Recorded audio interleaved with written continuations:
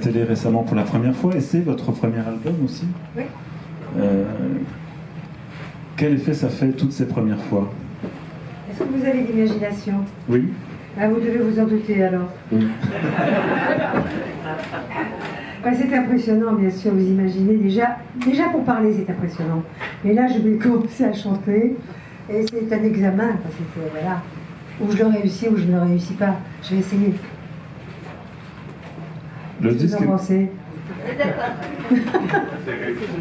tout à fait réussi. Combien parmi vous ont déjà écouté le disque? Voilà, donc des personnes familières.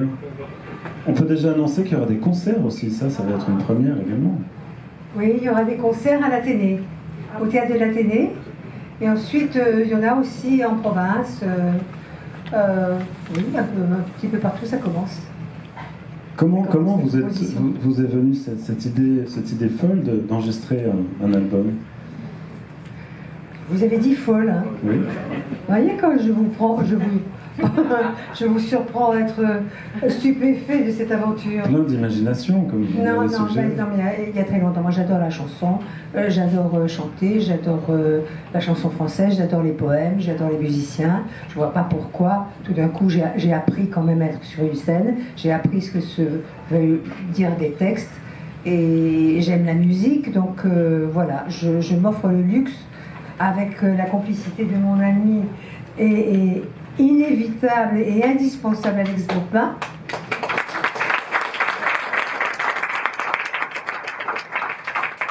qui m'a beaucoup encouragée, qui m'a fait confiance, qui m'a amené des chansons magnifiques, qui m'a fait une adaptation musicale qui est absolument sublime.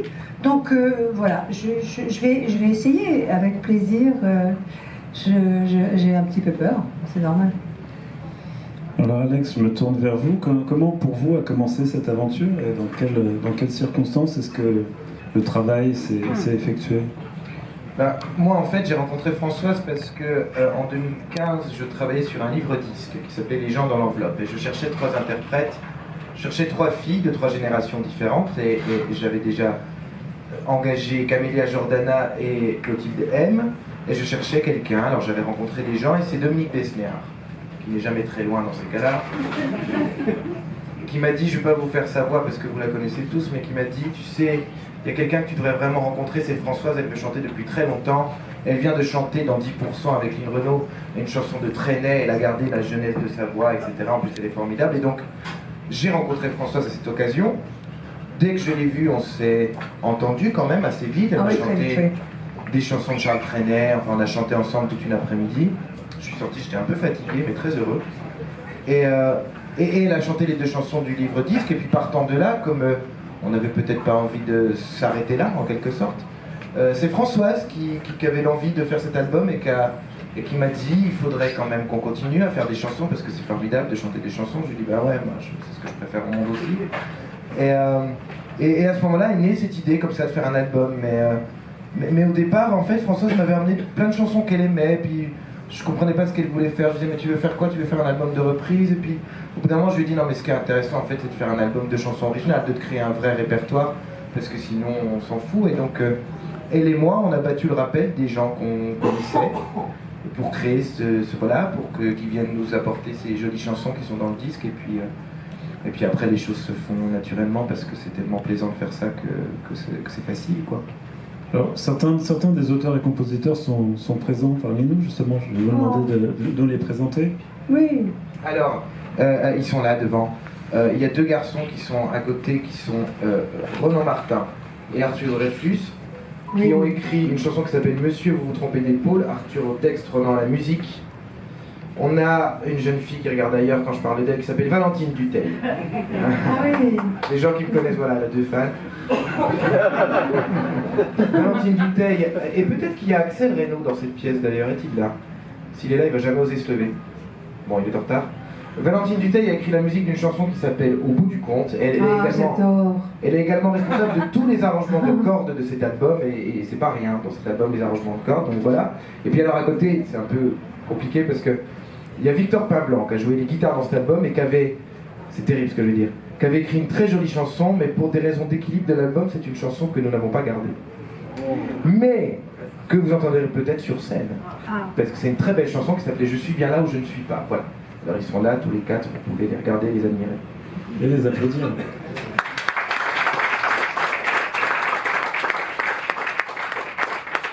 Est-ce que, François, vous avez eu l'occasion de passer du temps avec chacun des auteurs, chacun des compositeurs? Comment s'est opérée la sélection des chansons en elle-même? Non, heureusement que j'ai rencontré Arthur Dreyfus depuis très longtemps, depuis enfin, que je le dis chez Galliba. Mais Alex, bon, j'ai fait sa connaissance ailleurs, mais il y a beaucoup de chanteurs dont j'avais entendu parler, comme Dominique A, comme la Grande Sophie, comme Vincent Delerme, mais que je n'avais jamais rencontré. Donc j'ai rencontré quelqu'un que je connaissais bien, qui m'a fait cette chanson, c'est Charles Aznavour, m'a fait Le Diable d'Or, et puis aussi Arthur m'a fait cette chanson, Arthur Dreyfus m'a fait cette chanson qui s'appelle Monsieur, vous vous trompez d'épaule, et puis quoi encore? Et puis quoi encore, tu sais, alors toi tu as ramené Arthur. Moi j'ai ramené Arthur, oui. Tu as ramené Charles Aznavour. Arthur a ramené lui de son côté Nicolas Kerr, qui était avec une chanson qui s'appelle Tant de choses que j'aime. Oui. Ça c'était un peu ta bande, de ton crew à toi. Voilà, et puis j'ai Jean-Claude Carrière. Jean-Claude Carrière qui a écrit le texte de la chanson qui s'appelle Passage. Voilà. Et puis moi de mon côté, c'est vrai que j'ai sollicité la Grande Sophie, c'est kiff, hein. La Grande Sophie, Vincent Delerme, Dominica. C'est pas rien. Moi un peu aussi. Oui. Ouais. Et mais tous ces gens, tu les as rencontrés quand on a écouté ton album. Oui. Julien Clerc aussi. Julien Clerc, j'ai ramené Julien aussi, c'est vrai. Mais que tu connaissais déjà un peu, Julien. Oui. Qu'est-ce que vous attendez d'une chanson, Françoise? Qu'est-ce que vous appréciez? J'attends qu'elle soit intelligente, qu'elle ait un certain mystère, qu'elle ait plusieurs sortes d'interprétations selon les sensibilités. Et justement dans cet album, il y a des chansons qui sont assez ambiguës, j'aime beaucoup ça. Et elles sont très très bien écrites. Ce sont des vraies chansons françaises qui ont de l'esprit, de l'humour, de la sensualité, de la féminité. Enfin, tout ce que j'aime dans une chanson finalement, elles sont inventives, elles sont réalistes. Enfin, vous voyez, j'ai beaucoup d'adjectifs, vous voyez. Comment expliquez-vous que personne d'autre avant Alex vous ait proposé d'enregistrer un album? Il y a beaucoup de gens que j'ai rencontrés dans ma vie qui m'avaient proposé de faire un album. C'est Botton, il y avait Reggiani, il y avait Patachou. Oui, des gens qui m'ont beaucoup encouragé à chanter parce qu'ils aimaient bien ma voix. J'ai chanté beaucoup dans des émissions de Jean-Christophe Averti et j'avais des belles chansons de Sagan et tout ça. Et puis j'ai pas eu le temps. J'ai pas eu le temps de faire cet album parce qu'un album ça demande 2 ans de travail et 2 ans de travail libre. Je n'avais pas. Je me rends compte que depuis 2 ans je travaille à cet album parce que c'est bien joli d'apprendre des chansons, mais après il faut venir vous voir, en parler. C'est long. C'est long, ça prend du temps. Donc j'avais pas le temps. Je suis partie en Italie à ce moment-là et je suis restée en Italie quelque temps pour faire des films.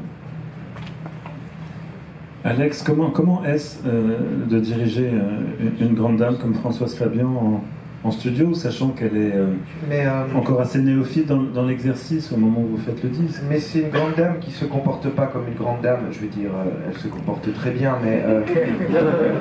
non, mais ça a été assez simple, parce que Françoise, ça a été... En fait, j'ai pas dirigé Françoise Fabian, pas plus qu'elle ne s'est soumise à moi, ça a été une vraie collaboration sur cet album. Je le dis vraiment, hein, c'est pas des mots comme ça parce que... Françoise, il y a une première chose, c'est que Françoise a une force de travail assez incroyable. Je crois qu'une seule fois, elle m'a dit qu'il fallait qu'elle s'arrête pour manger quelque chose. Mais sinon, c'est moi qui lui disais à un moment donné, maintenant on arrête, parce que c'est moi qui ai été fatigué généralement. Voilà, parce qu'elle est capable vraiment de travailler beaucoup. Donc ça c'est très plaisant parce qu'on peut aller assez loin au fond des choses. Et puis aussi, avec Françoise, il s'est passé quelque chose qui est plus de l'ordre de la collaboration que de l'ordre d'une espèce de Pygmalion qui ferait comme ça un album avec quelqu'un qui dirigerait. Sur plein d'aspects, en fait, des choses d'abord sur le choix des chansons qu'elle voulait chanter. Quelquefois, quand la musique ou les textes ne lui convenaient pas, elle refusait les chansons. Moi, je lui ai aussi dit que certaines chansons, je ne voulais pas certaines personnes en sont très malheureuses, mais tant pis, que je pensais pas qu'elle correspondait au truc de l'album, mais on en discutait à chaque fois, c'était un débat entre nous, ça.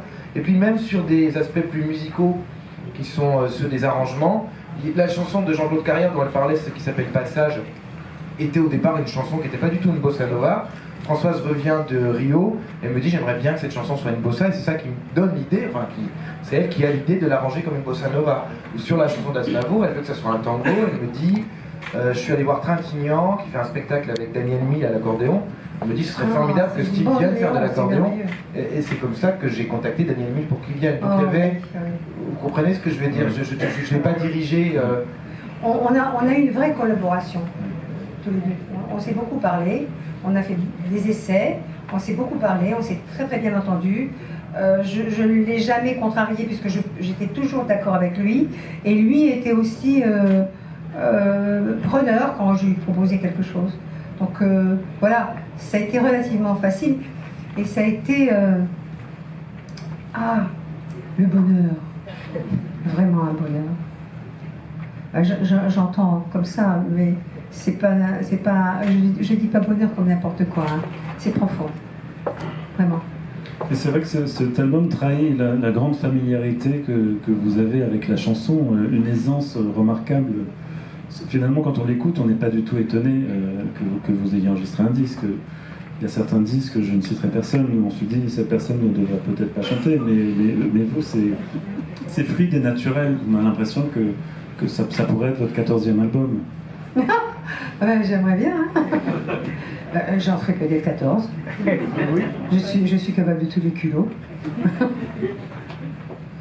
Hein? Vous me le souhaitez? Ah ben volontiers, j'espère. Et cette intimité avec la chanson, elle remonte à quand? Quelles ont été vos... Oh, j'ai toujours chanté, toujours. La chanson a été quelque chose d'essentiel dans ma vie. Je me dis que s'il n'y avait pas les chansons dans l'existence, ce serait emmerdant. Vraiment, personne ne chanterait, personne n'écouterait de musique, c'est affreux. Et puis, il y a tellement de choses à... C'est très inspirant, les chansons. Ce sont des scénarios courts, ce sont des petites histoires. Et des petites histoires en musique, il n'y a rien de plus adorable quand même. C'est joli. Et c'est populaire. Ça fait plaisir à tout le monde. C'est accessible. C'est indispensable, quoi. Indispensable. Je chante depuis mon enfance. Donc c'est pas la première fois. J'ai jamais pris de leçon de chant. Je trouve que la voix, c'est déjà musical. J'ai très confiance dans la voix aussi. Et j'ai confiance dans mes auteurs aussi. Et voilà, je vis un moment assez délicat parce que je ne sais pas encore ce que je vais découvrir, quelles sont les surprises que je vais rencontrer. Et en même temps, je suis très heureuse enfin d'être parvenue à ce résultat, avec vraiment des choses de qualité. C'est pas n'importe quoi.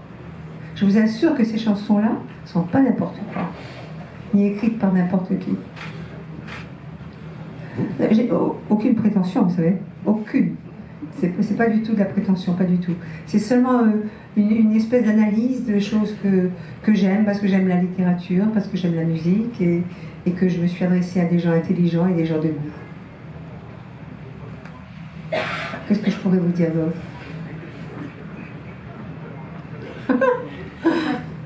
Vous parlez de surprise. Qu'est-ce qui vous a le plus étonné dans le processus de la fabrication de ce disque? Est-ce qu'il y a des moments qui vous ont paru incongrus, surprenants, étonnants? Oui, parce que comme j'ai un appartement qui est relativement silencieux, il est venu avec son ingénieur du son. Au début, non. Tu es venu seulement avec ton petit clavier. Et on a essayé des chansons comme ça sur le clavier. Et j'ai trouvé ça délicieux. Et après, il a amené le guitariste, et après, il a amené les enregistreurs. Et on a commencé à chanter comme ça. Et quelle était exactement votre question? Le moment le plus étonnant, le plus surprenant dans la conception du disque. Le plus inattendu pour vous. Oui, le plus étonnant, c'est que tout d'un coup, je réalisais un rêve puis ça restait encore un rêve. Et je parvenais à découvrir que ce rêve pouvait exister. C'est très sentimental, c'est très profond chez moi. J'ai toujours chanté, j'ai toujours aimé la musique, j'ai toujours aimé la littérature. Je respecte les gens qui ont du talent, qui aiment ça. J'ai envie de donner du plaisir et d'en avoir. Qu'est-ce que je pourrais vous dire encore? Pour moi, j'aimerais tellement vous rendre heureux quand je chante. Je voudrais tellement vous faire partager le plaisir que j'ai à chanter. Ça serait le bonheur dans la vie. Après ce que tu racontais, Françoise, peut-être que ce qui t'a un peu, enfin pas étonné, mais un album, il faut trouver une méthode pour faire un album et il n'y a pas de règle, quoi. C'est différent en fonction des albums que tu racontes. Et c'est vrai qu'on est beaucoup venu chez toi avec Pierre-Emmanuel, qui est l'ingénieur du son de ce disque, pour enregistrer tes voix à la maison. Oui. Quelquefois avec les fenêtres ouvertes et puis on entend les oiseaux dans les voix, mais c'est pas grave, c'est joli les oiseaux.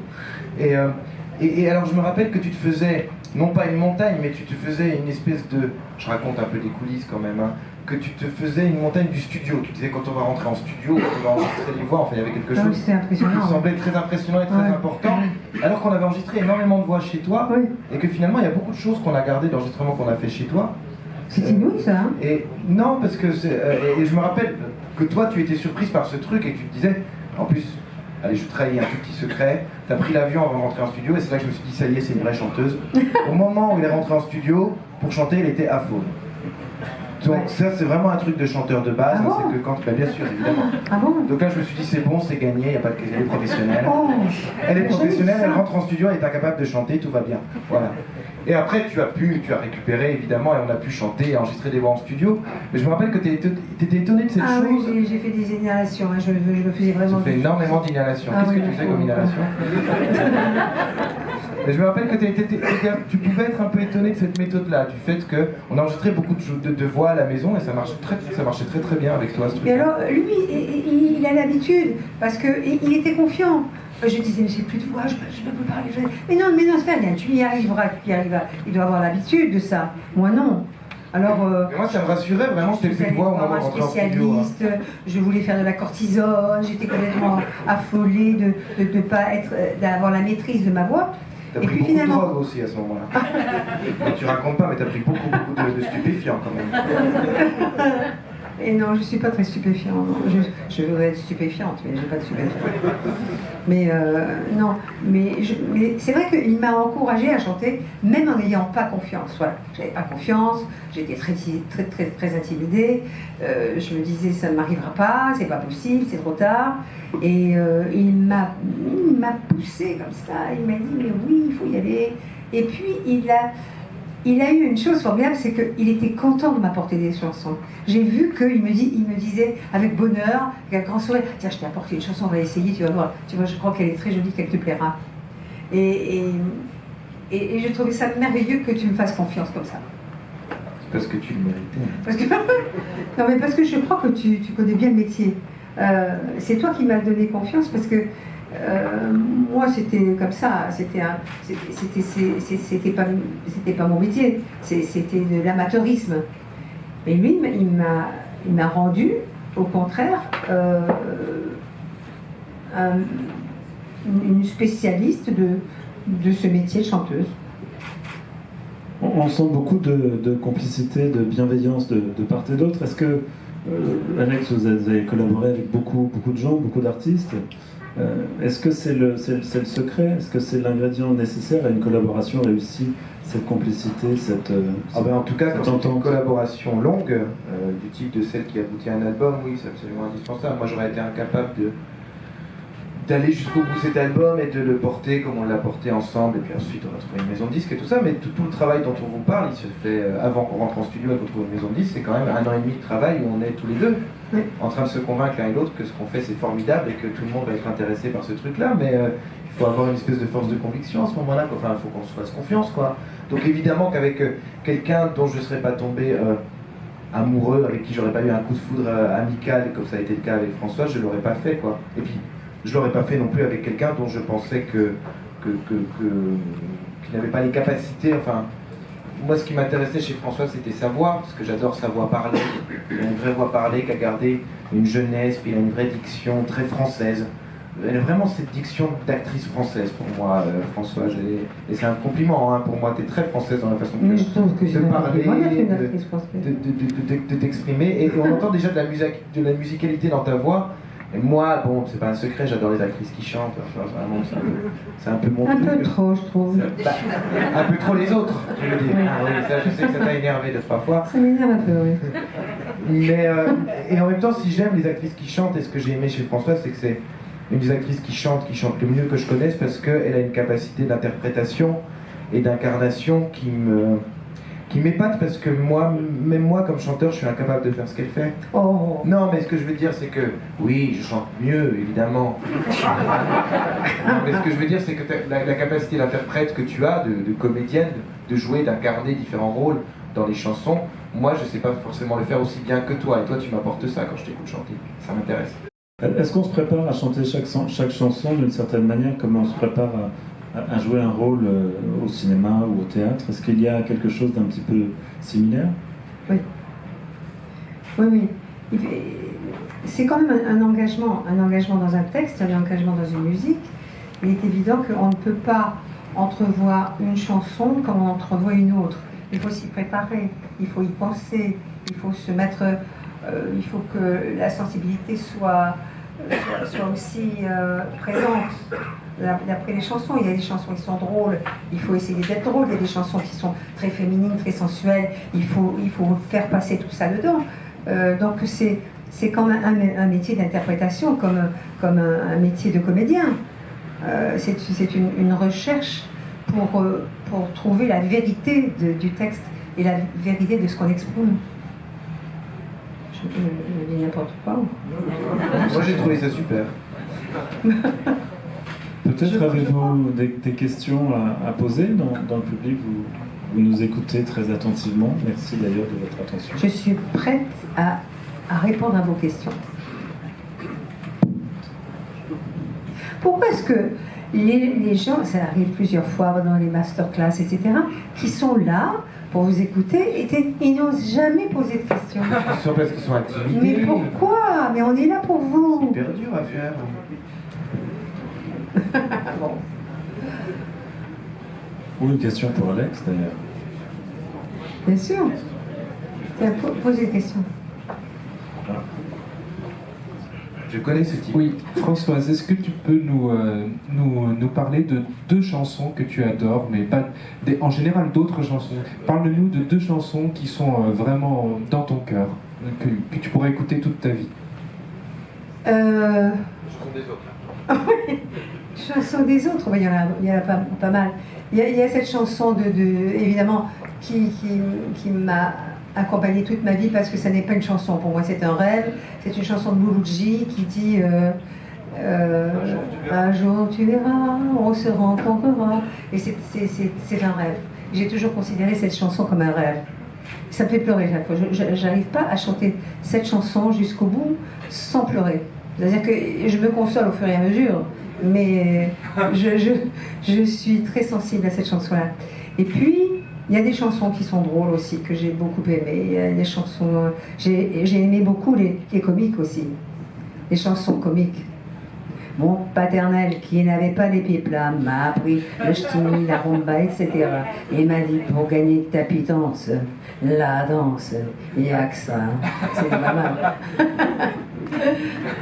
Un enfant d'abal, ça fait ses mal, et ça se trimballe partout, n'importe où. C'est beau ça, non?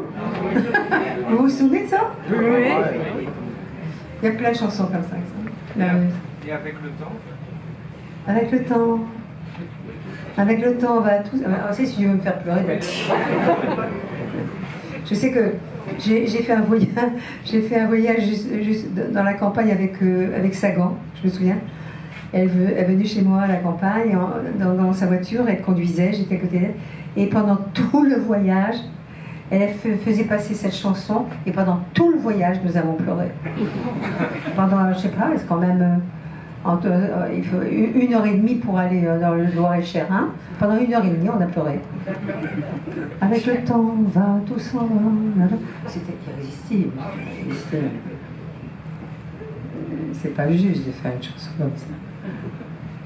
Est-ce que vous allez en reprendre certaines sur scène, en plus de celles de l'album? Là, je demande la permission à Alex. Mais arrête de me demander la permission. Oui, en même temps, non, t'as raison, oui, il faut. Non, oui. je ne trahirai jamais Alex, de toutes les manières, mais en même temps, si jamais j'ai la chance d'être applaudie et qu'on me demande de chanter autre chose, ben, il faut que je prépare d'autres chansons si jamais j'ai des rappels. Je ne sais pas encore. J'ai peur un peu de préparer des choses alors que j'aurai pas de rappel. Mais ça dépend un peu de toi en même temps, Françoise. Hein. Je les garderai pour moi, oui. Ça dépend un peu de ta prestation, tout ça. Tu te mettre la pression, mais tu auras un rappel si ça s'est bien passé. Mais oui, on a parlé un petit peu, c'est un petit peu un secret, mais on prépare aussi effectivement la scène avec Françoise et on va préparer. On ne sait jamais, on peut rêver. Oui. Et il y aura sans doute quelques reprises, oui, et puis quelques surprises peut-être aussi, quand même. Hein. Ah oui, j'aimerais bien. Ça prouvera quand même quelque chose de très positif. Vous avez le trac à l'abord de... Bon, c'est pas tout de suite, les concerts ont lieu en fin d'année à Paris, mais vous êtes dans quel état d'esprit par rapport à... J'imagine déjà arriver avec l'orchestre, heureusement qu'il y aura des musiciens, j'arrive toute seule et j'arrive au micro, comment je vais marcher, quels sont mes battements de cœur. Est-ce que j'aurai la voix pour ça? Est-ce que j'aurai pas envie de partir en courant? Est-ce que je vais pouvoir tenir le coup jusqu'au bout? Mais je suis une merveille et il faut que j'y arrive. Ça sera un peu le mélange de tout ça, quoi, finalement. Bravo, nous sommes... Ah, maintenant les questions voilà. Oui. Merci d'avoir déclenché... Quand on vous a apporté bonsoir, des chansons... pardon, pardon. Le monsieur avec le micro peut-être en premier, on l'entendra mieux. Oui, bonsoir, vous qui êtes une magnifique actrice, maintenant on sait que vous êtes une merveilleuse chanteuse, est-ce que vous pensez peut-être un jour combiner le cinéma et la musique, et pourquoi pas interpréter ces chansons dans un film, puisque Alex Bopin notamment avait fait, si je ne me trompe pas, la musique pour Les Bien-Aimés. Oui, d'ailleurs, il a fait une chanson merveilleuse d'un film que je viens de faire qui s'appelle Brillantissime avec Michel Larocque. Il a fait une chanson que chante Michel Larocque et que je voudrais chanter aussi. Il s'appelle J'ai les semelles qui collent. Et puis j'ai déjà chanté dans un film de Guiguet qui s'appelle Faubourg Saint-Martin avec Patachou. Et c'est pas Patachou qui chantait, c'est moi. Et ben alors, tu veux faire une comédie musicale ou pas? C'est ça. Un truc Oui, mais alors il faudrait que je reprenne des leçons de danse. La vie de John Lennon, un truc comme ça, je sais pas. Tu me connais, je suis prête à tout. Ah non, mais c'est vrai qu'il y a tellement de choses à faire dans la vie, c'est formidable. Il faut être passionné, hein. Ça vaut la peine. C'est tout?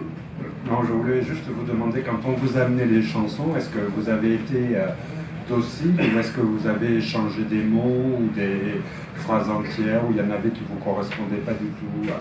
Il y en avait qui ne correspondaient pas à ma tessiture déjà. Il y en avait aussi que j'ai pas pu accepter parce qu'il y en avait trop. Par exemple, Jean-Claude Carrière m'a fait une chanson, mais il m'en a envoyé 4. Mais c'était des chansons qui étaient beaucoup plus plus viriles que celles que j'ai choisies. Donc je ne pouvais pas chanter des chansons que je pensais être pour un homme.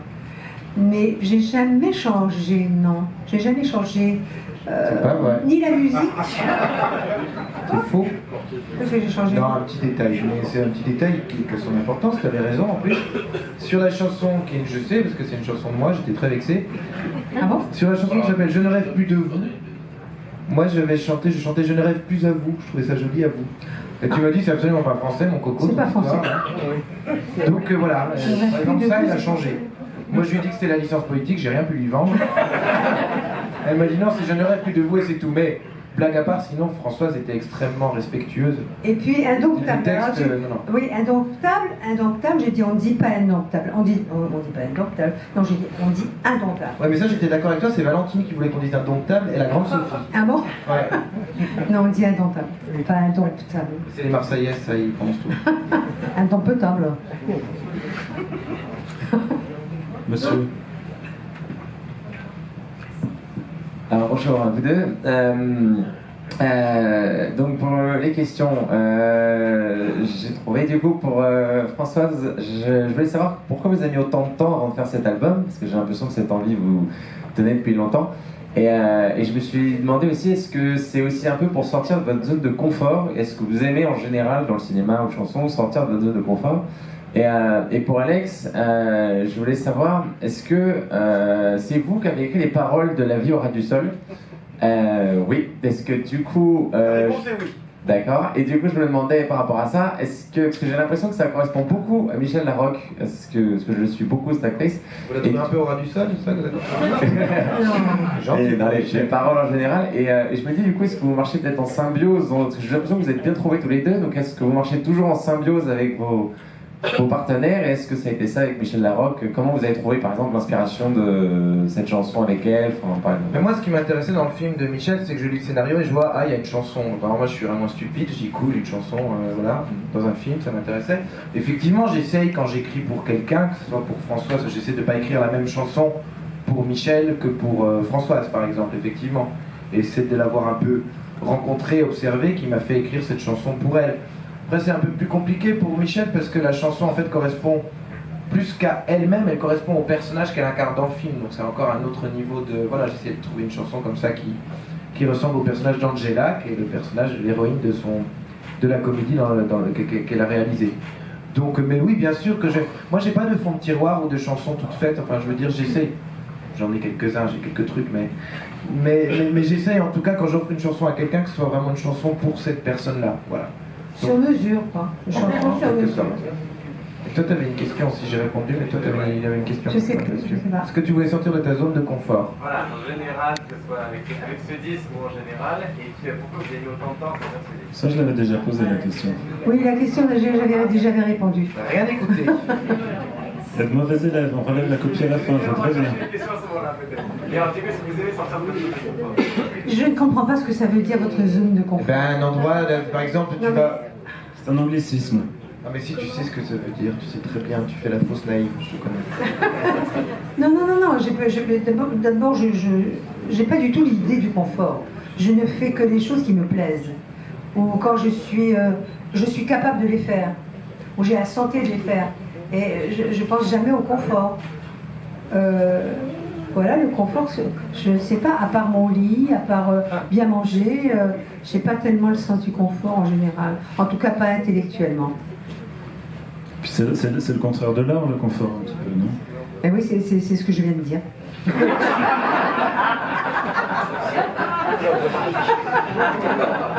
Eh bien, ce sera le mot de la fin, pour la peine. Non, une dernière question.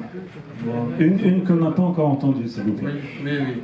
Comment a été votre collaboration avec Charles Aznavour, s'il vous plaît, madame? Ah, mais magnifique! Pour la non, mais complètement par rapport à la chanson que vous avez fabriquée ensemble, enfin, comment ça s'est fait? Ben, je suis allée le voir. Oui. J'ai dit, Charles, je veux faire un disque et je voudrais chanter Aznavour. Parce que est-ce que tu aurais quelque chose à me proposer? Il me dit, j'adore écrire pour des femmes. J'ai 2 chansons là qui sont bien, qui n'ont jamais été chantées. Lis-les et puis tu me diras. Alors j'ai lu les 2 chansons, mais je lui ai dit, je prends les 2. Et il m'a dit, non, je n'en prends qu'une. Je n'en prends qu'une, tu la chantes, etc. Mais je crois qu'il est très content de ce que j'ai fait de sa chanson, Le Diable d'Homme, puisqu'il m'en a envoyé d'autres. Alors je vais chanter du Aznavour, probablement, dans les prochaines fois, peut-être, les prochaines fois, Sur scène? Sur scène, bien sûr, sur scène. Je ne vais pas garder tout ça pour moi. Pas chanter dans ma salle de bain comme il m'arrive. Je peux avoir travaillé tellement avec Alex Baupin pour chanter dans ma salle de bain. Merci beaucoup, merci Françoise Fabian, merci Alex Baupin. Vous avez une séance de signature. Merci à tous pour votre attention. Merci beaucoup.